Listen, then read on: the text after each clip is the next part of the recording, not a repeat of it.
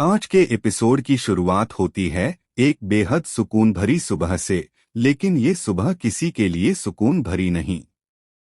ये सुबह है पारो की, और उसके मन की उथल-पुथल हर सांस के साथ बढ़ती जाती है। पारो की सुबह, यादों का बोझ और दिल का डर। पारो अपने कमरे के एक कोने में बैठी है। कमरे में हल्की सी धूप है जो खिड़की से छनकर उसके चेहरे पर गिरती है, मगर उसके चेहरे पर मुस्कान नहीं, सिर्फ उलझने हैं। वह अपने दुपट्टे को उंगलियों में घुमाते घुमाते सोच में खोई रहती है। क्या मैं देव को अपने दिल की बात सचमुच बता पाऊंगी? क्या वो मेरी बातें समझ पाएगा? उसकी आंखों में पिछले दिनों की सारी घटनाएं घूमती रहती हैं। गलतफहमियां, डर, अनकहे सच, और वो एहसास जिससे वह अब इनकार नहीं कर सकती। वह देव को खोने से डरती है, लेकिन अपने दिल को खोलने से भी डरती है।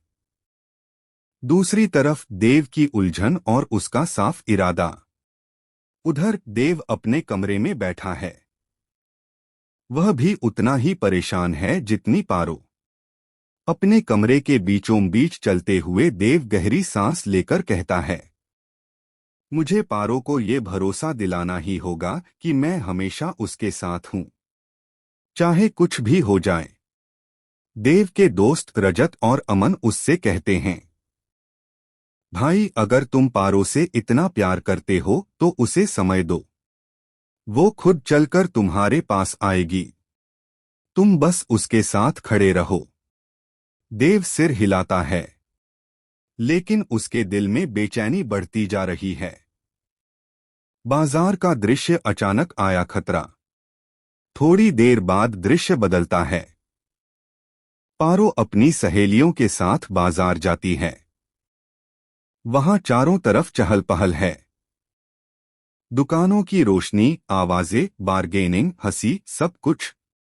पारो भी थोड़ी देर के लिए अपने डर भूलकर मुस्कुरा देती है। लेकिन किस्मत ने कुछ और ही तय किया था। अचानक एक भारी लकड़ी का स्टैंड झूलता हुआ नीचे आने लगता है। वह ठीक उसी दिशा में गिरने वाला है जहां पारो खड़ी है। उसकी सहेली चीखती है, पारो, संभल। पारो के पैर जैसे जमीन से चिपक जाते हैं। वह डर के मारे हिल भी नहीं पाती। देव की एंट्री, हीरो जैसा पलों में पहुंचना।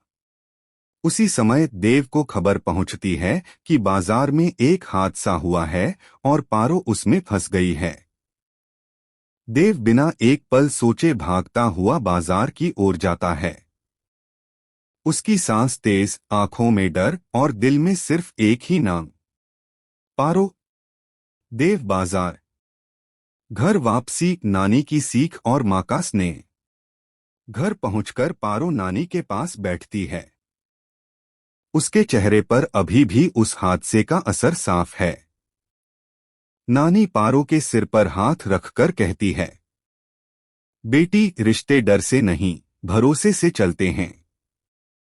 अगर देव ने आज तुम्हें बचाया है तो समझो कि वो सच में तुम्हारा अपना है।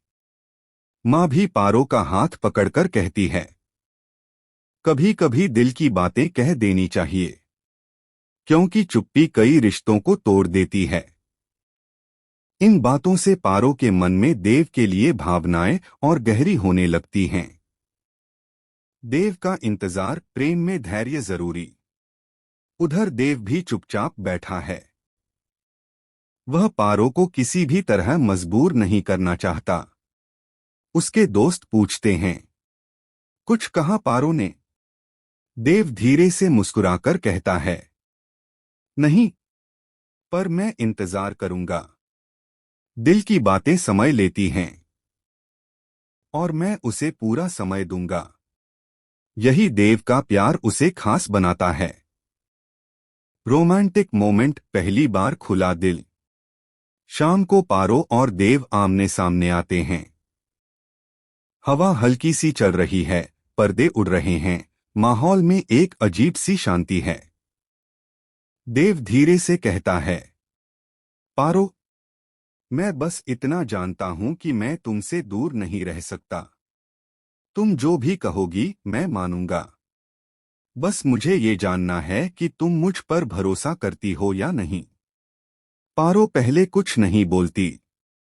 उसकी आंखें नम हो जाती हैं और फिर धीरे धीरे अपना हाथ देव की ओर बढ़ाती है।